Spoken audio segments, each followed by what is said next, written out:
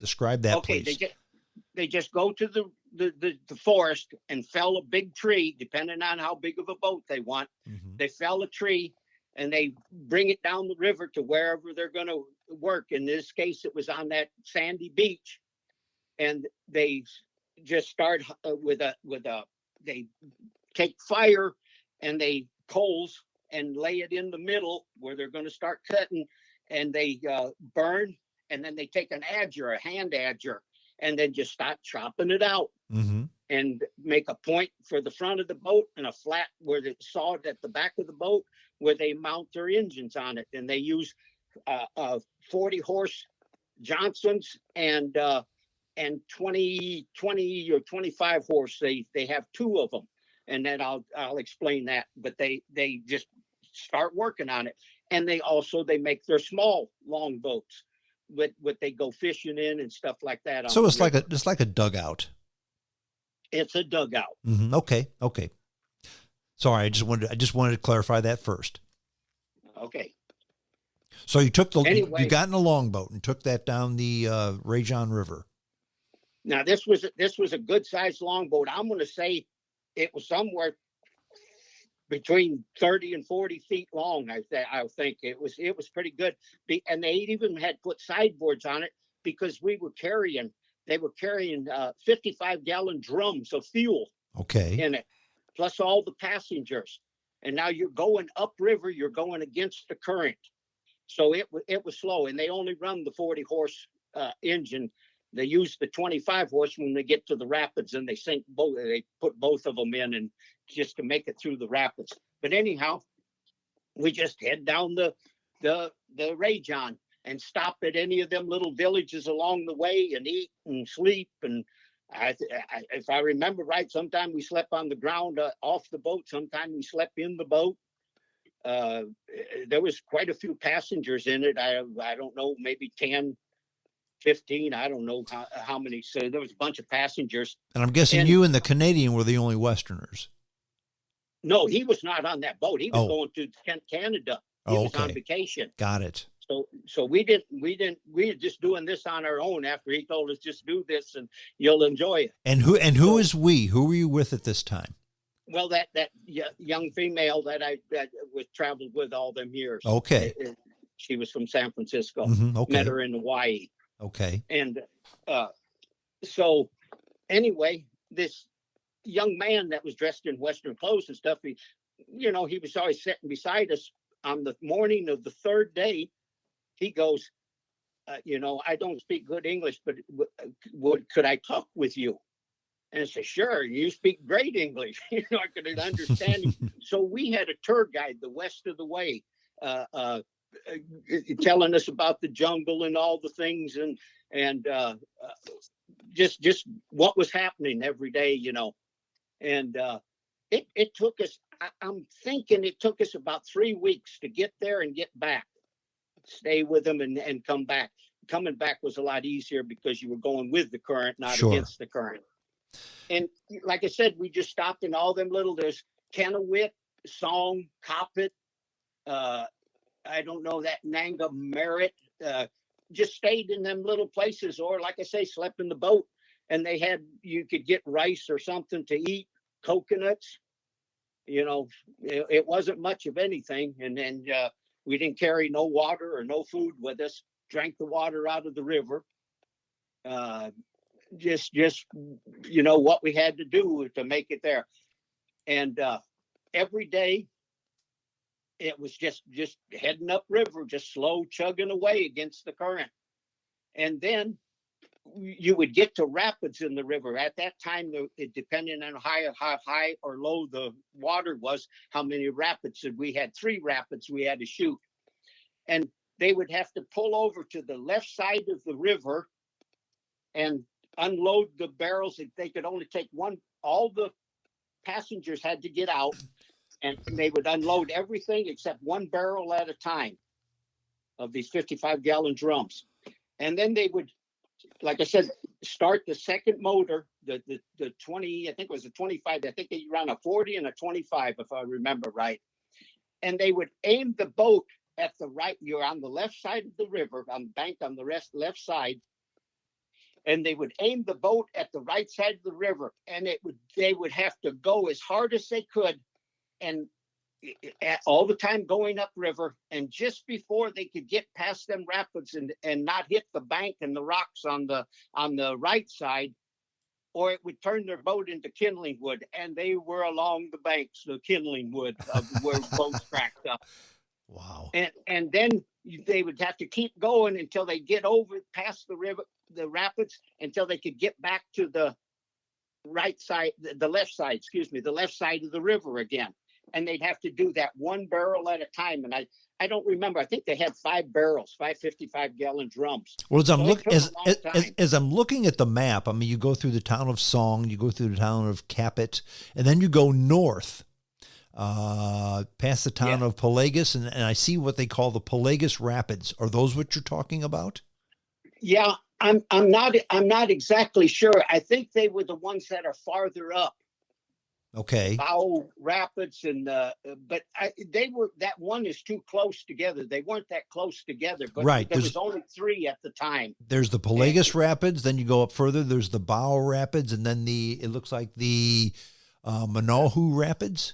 Yeah. The Para Rapids, the Bugan Rapids. Yeah. Okay. Anyway, it was in that area there that we had to shoot the 3, and it was the same thing every time. So I mean, just going through a rapids took a long time, because like I said, they had to roll them. They'd have to lift them barrels up over the edge, and they had a couple planks, and they'd roll them down onto the edge of the river, and then, like I said, move one barrel at a time. And it was all they could do to get that boat, without crashing it up, cracking it up.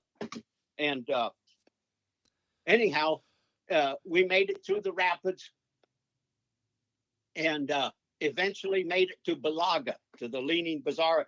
And that was incredible, because it was the people.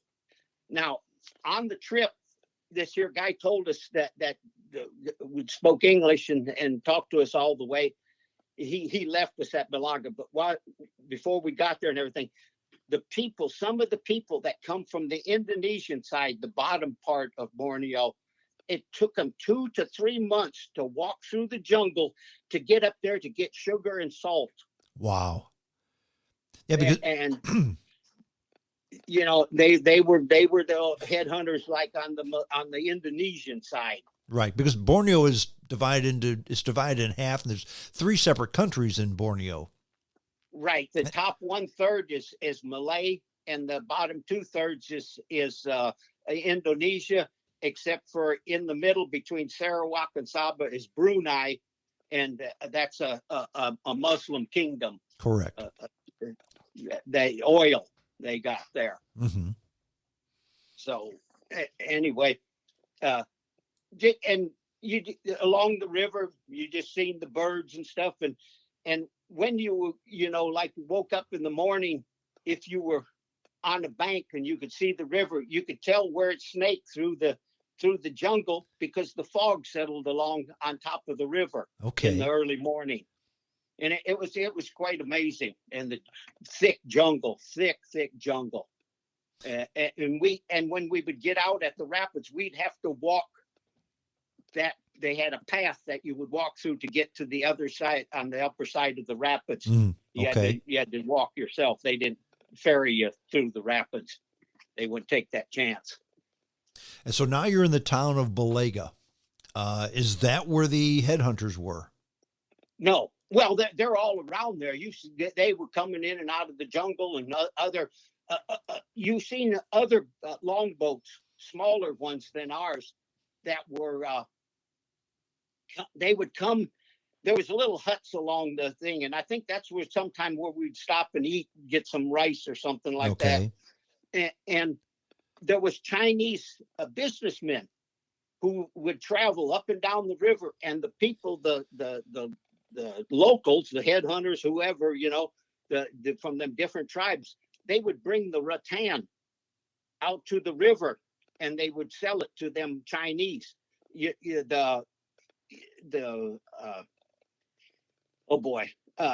Rattan is what they make the wicker baskets out of. It's a palm, but it ain't like a palm tree. It just grows in the jungle, and so they would sell the lay down, and it's got these. Every so far, there's a joint, just like in bamboo, and out of them joints there'll be a leaf, and as it dries, it curls up and comes away from the side of the main body of the thing, and it has like a sharp needle point on it. I mean, it is sharp, and they cut that in about 20-foot sections.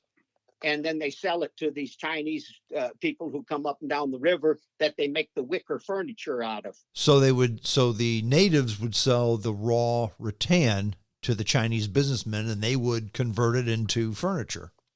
Yes. Got it. And then the locals would make baskets out of it and all, whatever they did with it. And you've seen that quite a bit along the river. Okay. Anyway, one day, and I don't know if it was in Bilaga or where, I had time to kill because we had to wait for another longboat going past Bilaga up to this here longhouse we were supposed to get to. And I went out in the jungle, and it just grows. It'll grow up, but then as it gets so tall or whatever, it falls over, and it'll grow along the ground, just lay there. And if it comes to a tree that's been fell over in the forest, it'll just climb over the top of it, then back down the other side, and then shoots keep coming out of all these sections. And I just took my thumbnail and I marked one of them, and within an hour you can see that how much it's grown. Really? That's how fast it grows. Well, it's incredible. And you're in a rainforest. You're close to the equator, just south of the equator, I believe. Correct?